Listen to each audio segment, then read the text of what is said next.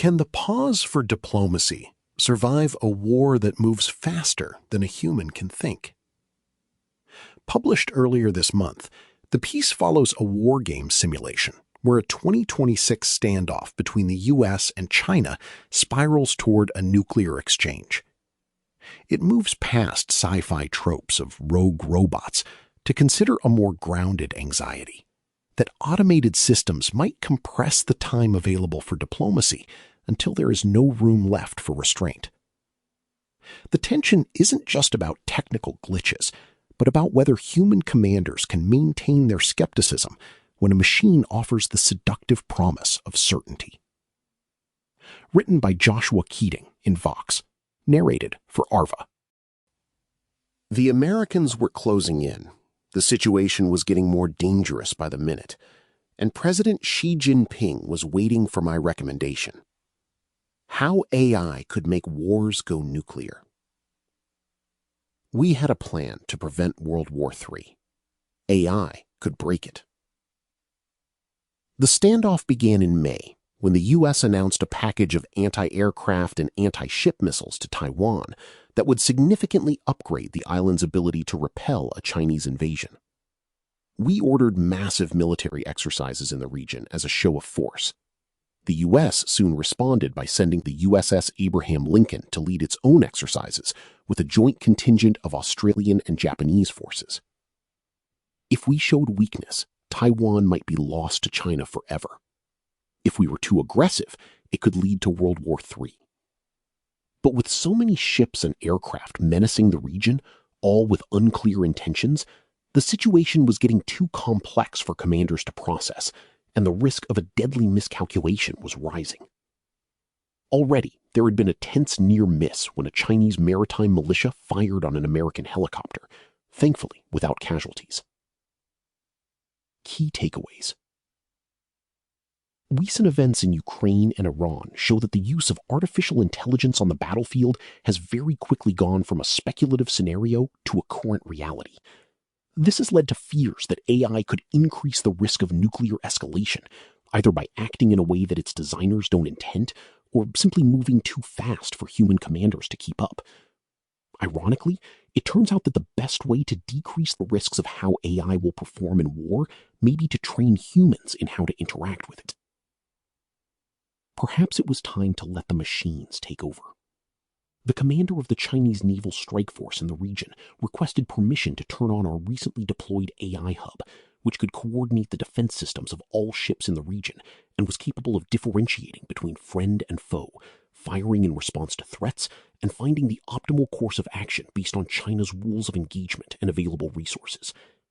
In other words, if the Americans attacked, it could decide the appropriate response faster than any human. As the vice chairs of the Central Military Commission, my colleagues and I were tasked with making a recommendation to the president. The system could buy us precious seconds to rescue ships from imminent attack, but it was also untested in combat situations and had reached only 95% accuracy in tests. After a tense discussion, we ultimately decided to employ the new system, but keep it in a human-in-the-loop setting that would require us to give a final order before firing. We were taking a cautious approach. Not cautious enough, as it turned out. A few days later, the AI-enabled system malfunctioned, opening fire on a U.S. vessel and killing a number of U.S. soldiers. Soon, American politicians and media were calling for payback. U.S. ships began conducting joint patrols with the Taiwanese Navy. Our intelligence sources indicated President Donald Trump was close to declaring an official alliance with Taiwan and basing U.S. troops on the island. We were on the brink of all-out war. Fake war, real problem. As you've probably surmised, this is a fictional scenario. I am not actually a high-ranking Chinese general, and Trump risking war with China over Taiwan is not exactly what transpired in the real May 2026. The story comes from the script of a war game conducted by Stanford University's Hoover Institution that I participated in last fall. The vice chairs in the simulation were a bipartisan group of staffers and China policy wonks sitting in a comfortable Washington, D.C. conference room over coffee and bagels. As a condition of participating in the game, I agreed not to name or directly quote any of the participants. But the concern that the game illustrates of an AI-enabled defensive system causing a military crisis to spin out of control is a very real one. Experts are increasingly worried that AI-enabled systems could cause military conflicts to escalate faster than any human can control or anticipate, or that a miscalculation could lead to AI taking military actions that humans never intended, with deadly consequences. And the risks are especially acute when it comes to nuclear-armed countries like the US and China. To date, AI-enabled systems have been used mainly by militaries like America's and Israel's in conflicts where they already had overwhelming advantages over their opponents, or by countries like Ukraine to level the playing field against a much larger foe. But what would it look like in a war between two near-peer superpowers like the US and China? This is no longer just a theoretical question. Under an initiative that began in the Biden administration, the US is working to develop fleets of small, cheap AI-enabled drones that could create a cost-effective hellscape to counter a Chinese invasion of Taiwan. The decisions my team made in our simulated conflict could be on the table in a real conflict sooner rather than later. We may not be able to turn back from this new frontier, but if government and military leaders can figure out its rules and update their thinking in time, they might be able to head off the global war that they've spent generations trying to prevent. The rise of battlefield AI. Jacqueline Schneider, director of the Hoover Wargaming and Crisis Simulation Initiative, has been conducting games related to the topic of artificial intelligence and crisis escalation for several years now, with participants role-playing nations on both sides of hypothetical conflicts. When she began running the war games, the capabilities in the May 2026 scenario still felt futuristic. Lately, the game has felt a little bit less like science fiction, she told me. The Pentagon has been actively working to accelerate the use of AI to detect threats, identify targets, and support commanders' decision-making for years now. Its early initiatives during the first Trump administration were born in part out of officers' frustration with data analysis failures that led to the deaths of U.S. troops in Iraq and Afghanistan. The U.S. military collected vast amounts of information from sensors, satellites, and human sources, but was often too slow to find threats to troops on the front lines. The dream was a system that could detect potential dangers earlier and give users options for how to destroy them far faster than human analysts, dramatically shortening what military planners call the kill chain. Now we're seeing AI programs handle real-world combat situations on a daily basis. Maven's Smart System, the Palantir-supplied system that integrates data from satellites, drones, and numerous other sensors, has been used by the US to pass along dozens of potential Russian targets per day to Ukrainian forces. The Ukrainians themselves have developed a system nicknamed Uber for Artillery to coordinate fire across the front lines. During the war in Gaza, the Israeli military system employed an AI-enabled system known as Lavender to identify Hamas targets, though some reports suggest it may have had an error rate of around 10%. The US military has used AI in its recent operations in Venezuela and Iran, which generated significant scrutiny after a targeting mistake killed at least 175 people at a school in Manab, most of them children. It's not clear yet whether the AI systems Claude and Maven's Smart System played a role in that specific strike, but both were widely used in the bombing campaign, according to U.S. officials. Nonetheless, Secretary of Defense Pete Hegseth is aggressively pushing to deploy AI more widely across U.S. military systems. Earlier this year, the Pentagon threatened to block Anthropic, Claude's owner, from being used across government, reportedly over the company's demand that its software never be used for mass surveillance or autonomous weapons. Anthropic wanted to keep a human in the loop on life or death decisions, while Pentagon officials reportedly wanted the option to bypass the company and use the program however they wished. Which brings us back to the US and China.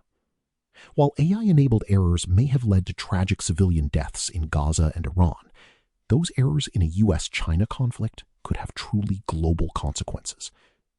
The bombing of the Minab school, for example, has been compared in some coverage to the accidental US bombing of the Chinese embassy in Belgrade in 1999. That incident, which occurred at a time when US-Chinese relations were comparatively friendly and China's military was much smaller, sparked a diplomatic crisis. Today, something similar might spark a war. and in an increasingly automated battlefield, one that could turn from a conventional conflict into a nuclear exchange faster than human military leaders can keep up. AI and the escalation ladder. This isn't the first time a new military technology has forced a rethink of how limited wars can turn into much bigger ones. The advent of nuclear weapons made the management of conflict escalation a pressing issue for Cold War defense strategists. The most famous of these was the Rand Corporation's Herman Kahn, who devised a 44-rung escalation ladder in 1965 to model conflict in a nuclear era. The ladder began at a nonviolent Cold War and ascended through conventional war, with limited nuclear exchange kicking in around rung 15, ascending all the way up to a mindless and apocalyptic nuclear spasm at rung 44. Kahn's writings are unnerving in their cold rationality. He was one of the inspirations for Stanley Kubrick's character, Dr. Strangelove. But a concern throughout the nuclear era has always been that a crisis could escalate due to human miscalculation or technical error rather than rational calculation. Just a few years earlier, in 1962, this had very nearly happened during the US-Soviet confrontation over Cuba. In what is generally acknowledged as the closest the Cold War ever got to going nuclear, the US, alarmed by the deployment of Soviet missiles to Cuba, ordered a blockade of the island, warning that any attempt by the Soviets to ship additional military hardware to the island would be met with force. In one of the most unnerving near misses of the Cuban Missile Crisis, the captain of the Soviet submarine B-59, after being hit by U.S. depth charges and finding himself unable to contact Moscow or other ships in the area, nearly fired a nuclear-armed torpedo. Both sides in the standoff came away convinced that they needed to find ways to signal their moves up and down the escalation ladder more clearly in order to prevent an accidental war. The next year, Washington and Moscow installed a hotline for instant phone communication between the U.S. president and the Soviet premier. Few things are more important to militaries in crisis situations than informational awareness and control over decisions. Michael Horowitz, former Deputy Assistant Secretary of Defense. But what if the next several steps up the escalation ladder happened without their input at all? In a 2019 paper, Michael Horowitz, a former Deputy Assistant Secretary of Defense, now a professor at the University of Pennsylvania, imagined how the Cuban Missile Crisis might have played out in the age of AI. After ordering the U.S. Navy to blockade Cuba, President John F. Kennedy could have had a system, like the one in the Hoover simulation, pre-programmed to fire on any Soviet ship that attempted to run the blockade. It's possible this could be effective signaling. A popular metaphor in the Cold War era involved one player in a game of chicken throwing their steering wheel out the window to resolve any doubt about where they were headed. If Kennedy could have convinced the Soviets that his killer robots would fire on any ship that approached Cuba without even waiting for his orders, it might have deterred Russian leaders who might otherwise doubt America's willingness to fight a nuclear war. On the other hand, the U.S. would be putting an extraordinary amount of trust in an automated system not to make mistakes, or, as in the B-59 episode, to interpret an ambiguous incident the same way a human commander, who doesn't want to see his own family incinerated in a nuclear blast, might. Few things are more important to militaries in crisis situations than informational awareness and control over decisions, Horowitz wrote. A nuclear flash crash. One major concern is that if key decisions are delegated to AI systems, which may themselves be responding to decisions taken by the enemy's AI systems, a conflict could simply escalate too fast for human decision-makers to keep up. In his book Army of None, Paul Scharr, the former Pentagon official who's now at the Center for New American Security, cites the example of the 2010 flash crash, in which the Dow Jones lost nearly 9% of its value within minutes, only to recover it less than an hour later, an incident blamed on the cascading interactions of algorithmic trading programs responding to each other's moves without human intervention. The fear is that the next superpower war could be a flash war. Rebecca Hersman, former director of the Pentagon's Defense Threat Reduction Agency, who's now at the Center for the Governance of AI, GovAI, an independent think tank, has warned that modern technologies, including AI, have the potential to scramble the linear escalation ladder envisioned by Khan into a more unpredictable dynamic she refers to as wormhole escalation. She sees several ways this could happen, and they don't necessarily require humans to cede complete control to an AI defense system. The data the enemy's AI systems are using to assess threats could be spoofed or contaminated, pushing leaders into a quick decision with bad intelligence. Or AI-generated disinformation or deepfakes could influence the decisions of military or political leaders, deciding whether to escalate or de-escalate a conflict. This risk was dramatically demonstrated during the brief 2025 armed conflict between India and Pakistan, when social media on both sides were flooded with misinformation, making it difficult to get an accurate picture of the battlefield and driving both sides toward more aggressive stances. This was also likely the first armed conflict between two nuclear-armed rivals, in which both sides used AI-augmented weapons and AI-generated misinformation against their adversaries. An AI optimized around predefined goals may overlook opportunities for de-escalation, not because it technically malfunctions, but because it was never designed with the ambiguity to build trust or manage a crisis. James Johnson, author of AI and the Bomb, Nuclear Strategy and Risk in the Digital Age. The risks are compounded by other trends, including the commingling of nuclear and non-nuclear capabilities on the battlefield. Russia, for instance, has made abundant use of its nuclear-capable Oversight missiles, armed, thankfully, with conventional payloads, in deadly strikes against Ukrainian cities. China also has dual-capable missiles that would make it difficult for analysts to tell nuclear from non-nuclear launches during a conflict. Where does AI come in? Stephen Herzog, professor at Middlebury Institute of International Studies' James Martin Center for Non-Proliferation Studies, imagined a combat scenario in which the U.S. is attempting to destroy a Chinese target with a conventionally armed international ballistic missile fired from hundreds or even thousands of miles away.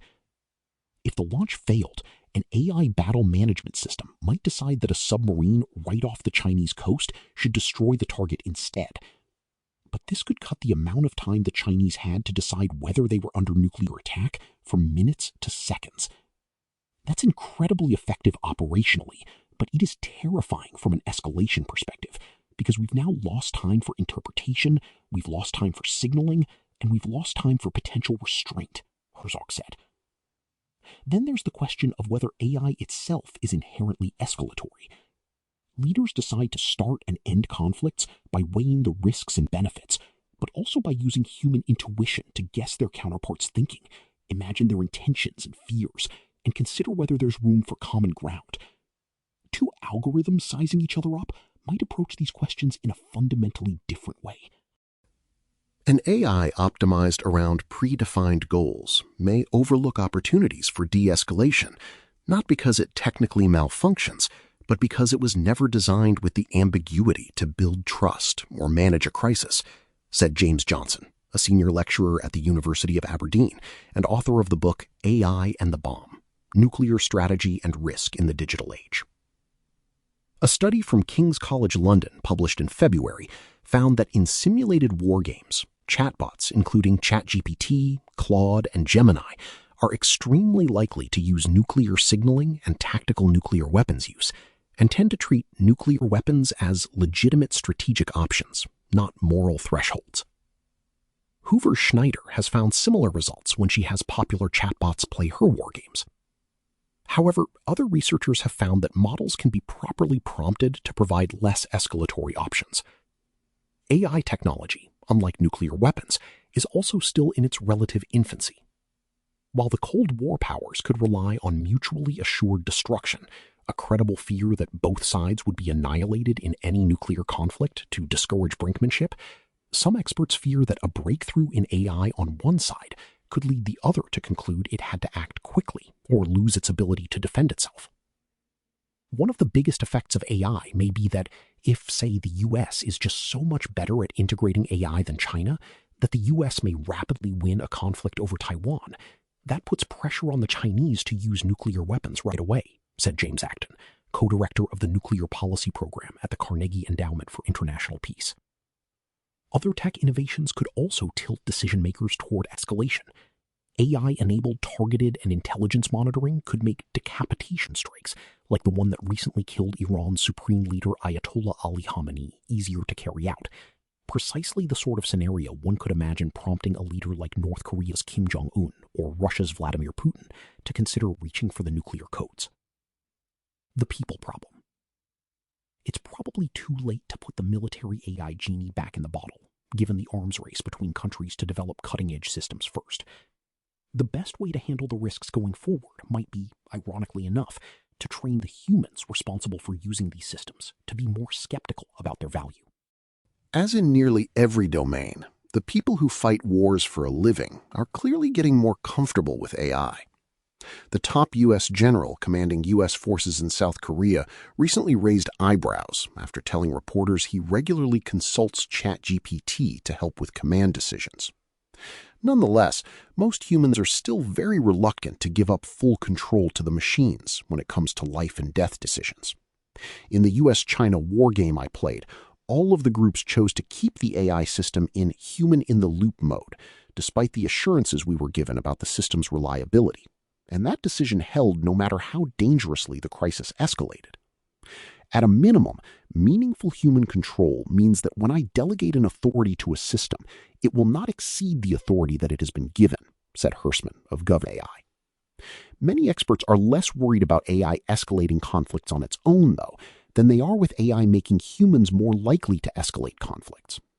A frequently expressed concern about the military use of AI is automation bias, the human tendency to give undue deference to computer-generated advice and conclusions.